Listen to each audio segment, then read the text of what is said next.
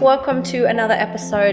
Take a moment. How long's a moment? These were the technical deals. Yeah, the movies. Fans, the music, the excitement of it all. When you see that they're doing it out of love. Get it all. Thank you. It's true though, it's funny. Good afternoon, guys. Welcome to the podcast today. We have my amazing friend, who's a new friend, Ross Hall. That's me. I'm going to let Ross introduce himself and tell us a little bit about you. Yeah, I'm Ross. We've only known each other for a week. We met at your house, actually, and you came to my house after that. But yeah, Cape Townian, born and bred, 39, big 40 next year. Yeah, just they say 40 is the new 20, but Definitely the new 20. yeah, I don't feel that You will. until you're competing against a 21-year-old. Yeah, true. But yeah, born and bred Cape Townian. I came from a poor, broken home. My mother remarried when I was in my early 20s. And subsequent to that, I was asked to leave the house. I moved into digs and hustled to make a living, selling compost bins, sandwiches, whatever I had to do Wow. to pay for my digs money. How old were you? That was like 20, 21. So a digs is for overseas people. That's like, how'd you describe a digs? So digs is a house share. So you've got 6 rooms. You Like a take bunch the of room. backpackers almost. Yeah, and you paid like a shared rental. So it was there for a year or two. And in that I was struggling financially, emotionally, as well as obviously wounding that came from growing up in a divorced, poor household, and then the rejection from my mother. My dad saw me in the struggle that I was in, and I think it affected him so much so that he actually got very sick. And then I ended up having to turn his machines off before watching him having cardiac arrest. Wow. So that was my early 20s, 22.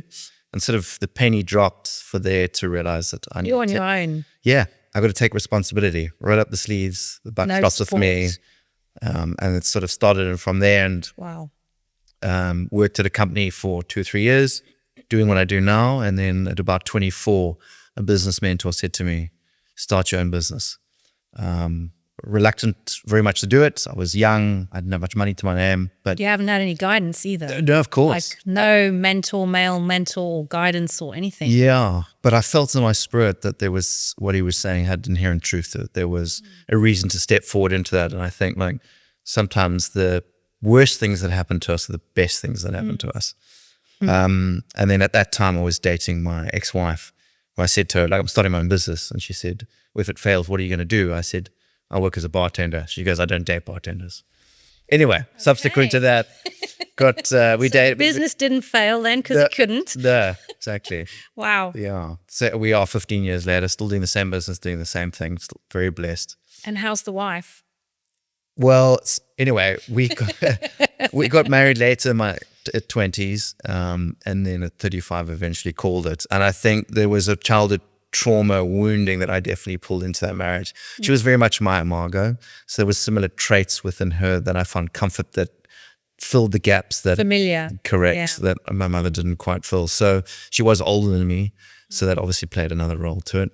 And in that, learning boundaries, learning that you can still be a nice guy and say no, learning respect, all that sort of things. I think what gives me solace is coming out of that is that just because I come out of a failed marriage doesn't bring into question the importance, the serenity, the value, the virtue that's so beautiful about making a lifetime commitment to someone that you love and live with.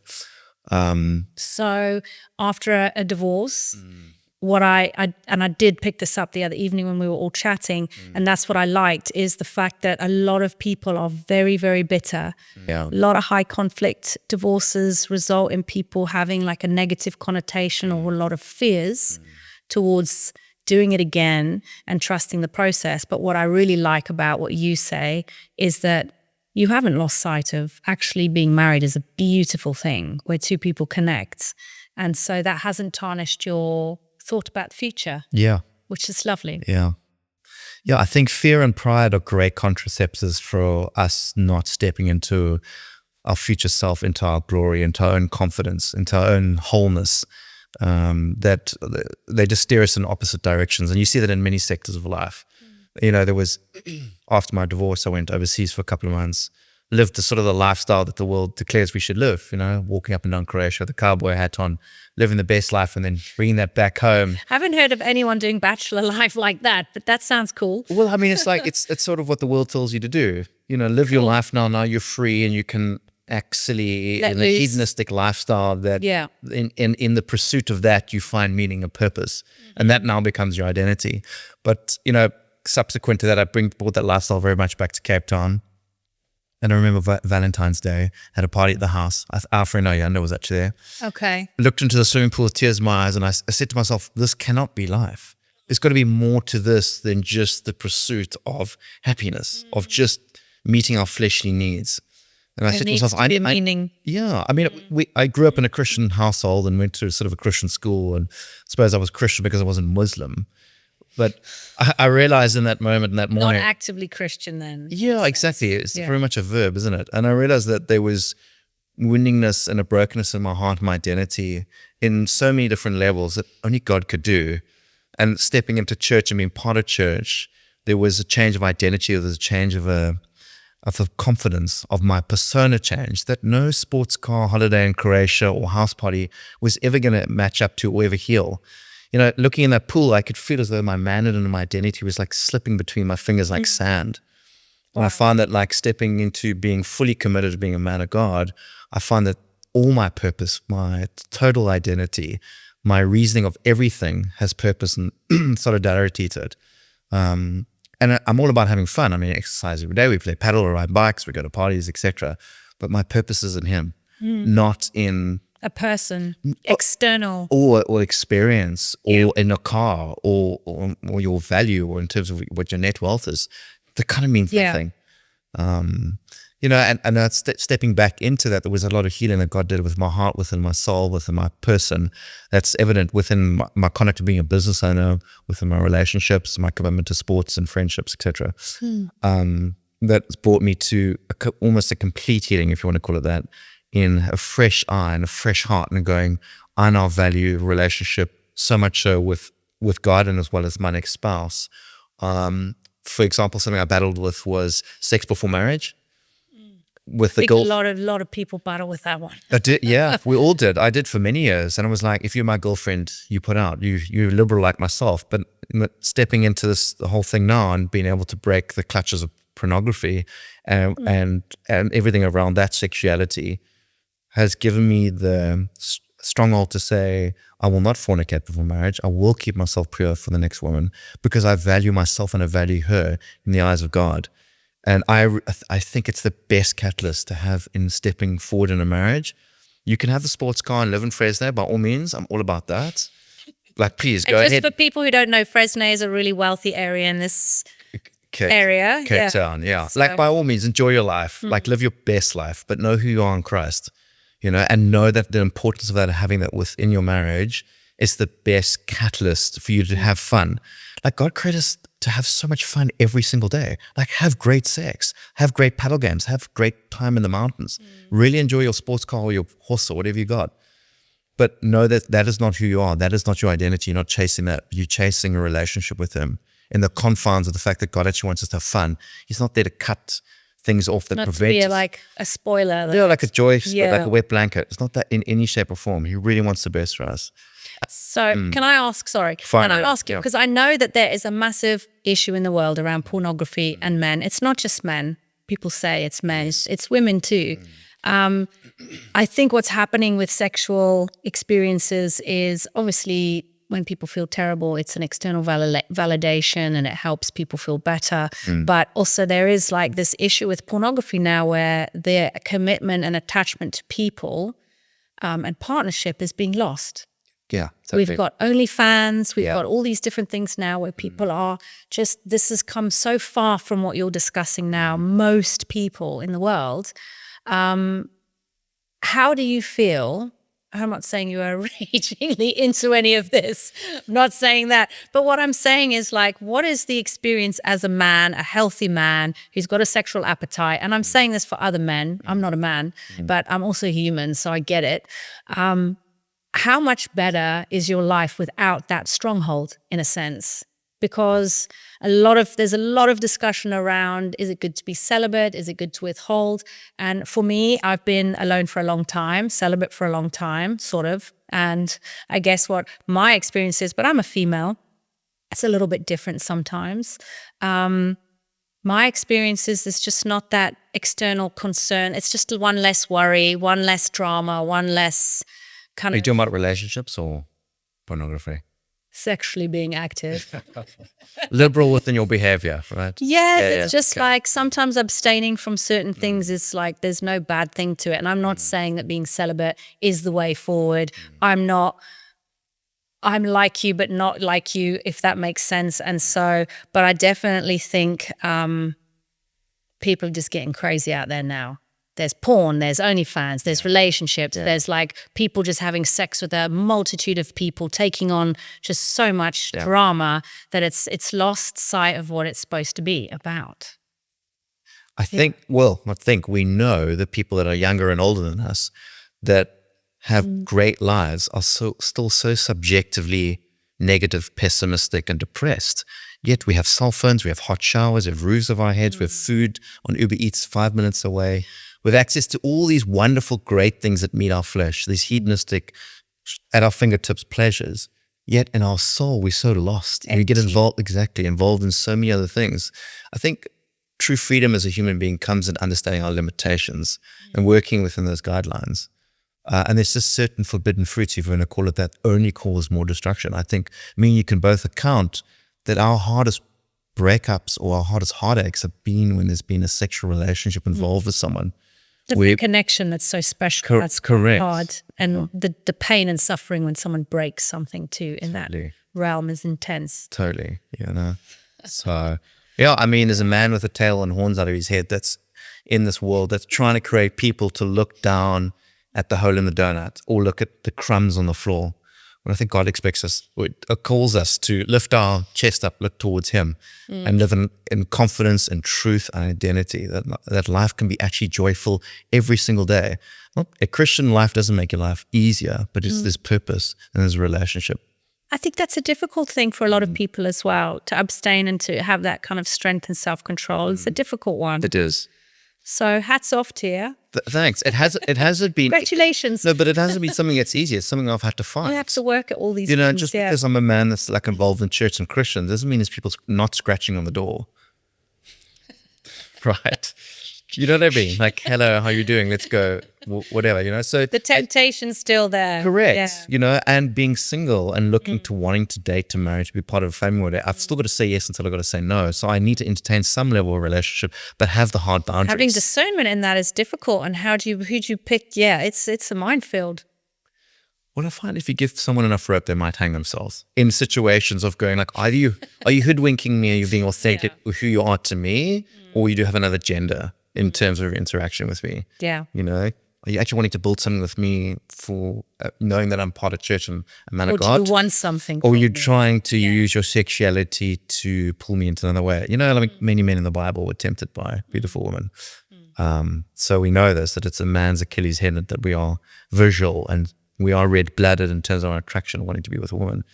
But I think women are too. I think it's like definitely, underrated. Yeah. We generally try to kind of project that onto men, but I think women have that too.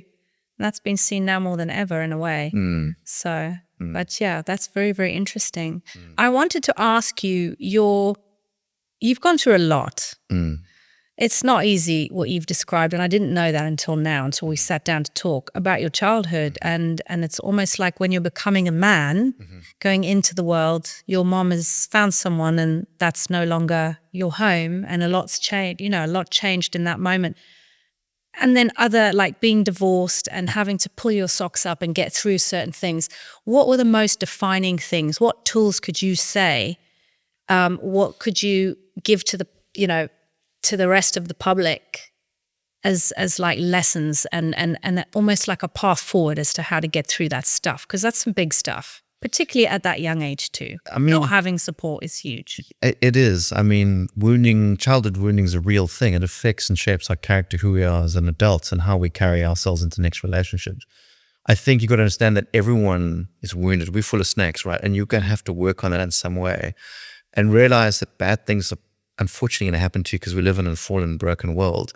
But not allow that to become your identity. You not walk around with a cloak of shame to go, I come from this, or I come from that, or this is broken, and that's right. And using it as an excuse or a contraceptive to say, I can't engage in healthy interactions, healthy relationships, healthy church, healthy friendships, healthy business because of what happened in the past.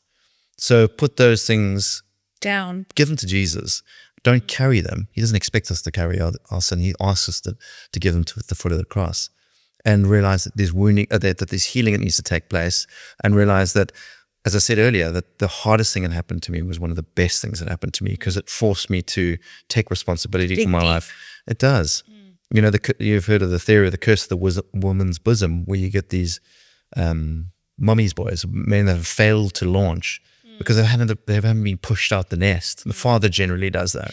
Yeah. And so many men that are slightly younger than me that generally have moustaches and gold earrings will sort of have no offense to anyone who tells us like that, but have this affliction towards going, well, have the appeal of being, they call it a sneaky prawn, of having a appeal A sneaky prawn. Yeah. I've never heard that. Have the side of being a man, but they're not really. Yeah. And I've met lots of those, don't worry. Well, there's lots in Cape Town, right? Yeah, and they're everywhere. And I'm not there to judge or pick up their faults. I'm there to put a warm hand on their shoulder to encourage them. The men need such little encouragement. I see it. Some men. Yeah, within the communities I'm in church as well. Just a warm hand on the shoulder, say, you're doing so well, man. I'm so proud of you. Well done. And then encouragement. And the whole face, the whole life change. They'll call you back the next day or a week later.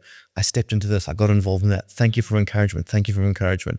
So I think it's the fact that I came out of poverty. I came out of broken things. I encourage people to step forward into having healthy relationships with healthy men. Manhood is imputed from one man to the next. And as much as the fact that my dad was dysfunctional and my mother was in the clouds, there were healthy men within my life, swimming coach, business mentors, etc., that I could grind my axe against. Okay. Because if I hung out with my peers between the ages of 16 and 22, I wouldn't be sitting here today. I think God's favor, and I know God's favor and hand was upon my life in those situations. As much as I wasn't a Christian, there were moments of prayer within that kept me in an absolute miracle to be where I am today.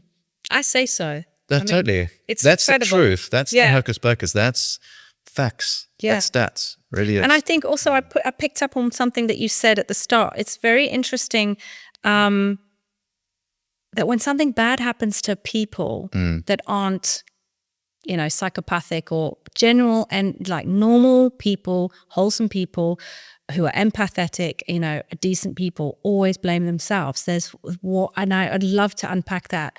Around the shame, we always feel bad.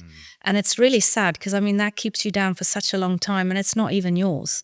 It's just such a waste of time and it's so disempowering. So, yeah, I take that from your message too. It's just like, because I've done a lot of that myself, just this shame is just so destructive. But understand there's different types of hurt. There's hurts for when you lose your job or you lose a parent or you lose your job or your car gets broken into. But then there's hurt that comes when you entangle yourself with someone who's malevolent, but it actually changes your person. And I can say that I have been involved with that, where your person changes because you're involved with someone. You're unevenly yoked. It speaks about in the Bible. And that changes your life. It changed my business, changed my identity of who Ross was, being tied with someone for the wrong reason. Tell me a bit about that then. So now as you sit here today, do you think that you are a different individual because of that partner and that person that you were with than you would have been had you had a different experience? And is it a positive thing? Or is it both, negative and positive? If I look at people that we know that have suffered great loss and great pain and great failure, the people that have come out of that and succeeded from it will always tell you that the pain and hurt was always a good thing. So I would like to think that the suffering and the failures that I've experienced, success has been built upon that. I believe that success is only built on failures. So you've grown stronger from this. Is that what you're saying? Yeah. But it hasn't been easy. No. It's an iceberg situation. Everyone just sort of sees the little frizzle bits, but they don't realize what's under the water of what actually the struggle and what's had to go on in order to get to this place. People generally do see just the good fluffy parts. Of course. And people see the tip and they go, well, I want this and this and this. But it's like, do you want this though? Do you want to actually go down and go through this shit to get to here? Yeah. Because most of them will say no. Exactly. But so you would actually say that your life is better because of the stuff that you've gone through, and it's probably made you, would you say, the person you are now? Yeah. Good. You know, this grey in the beard isn't from protein shakes and matcha. It's drama. Exactly. Some sleepless nights. Well, we get to dye our hair, otherwise I'd probably be as white as the floor. Anyway, I wanted to ask you one final question just to wrap up. What point in your life did you become the hero of your own story? Like at what point? Do you think it was when you were younger or when you were older? What was that turning point where you just decided, I'm letting all these shackles go and just moving forward into the person I want to be? I think there's highs and troughs. I think there's like there's multiple times within my life that were that. I think one was when my mother kicked me out. Still today, I would say that's the deepest emotional scar that I've suffered, more than having staff die on site or going through a divorce, etc. So that was, I would say, that was the first one too, right? Yeah, that was deep, but it sort of built up through the scale system. And mother was trying to play within the family dynamics, which I won't go too much into, but that she tried to equate later on, which didn't kind of work. And that woundedness then I carried to marriage, etc., and other relationships with women. But so that was one, so that was that. And then I think when my father died shortly after that. And then a third time would be when I got baptized, when I was like, okay, you can still be Ross, but you're not, your identity to the behaviors and hurts, you do no longer carry. That is not part of who I am anymore. And baptism is a visual expression of that, Cleansing. of you actually fully submerge yourself through. Let go of everything. Totally. And reborn into a complete new version. Correct. You say goodbye to the old Adam and you step into the new, into Jesus' blessing and who you are in him. So yeah, I think those are probably the three significant times that stood out for me. That's amazing. Yeah. Thank you. Pleasure. Thanks for having me on your show. Thank you so much for coming. I'm so grateful. Yeah.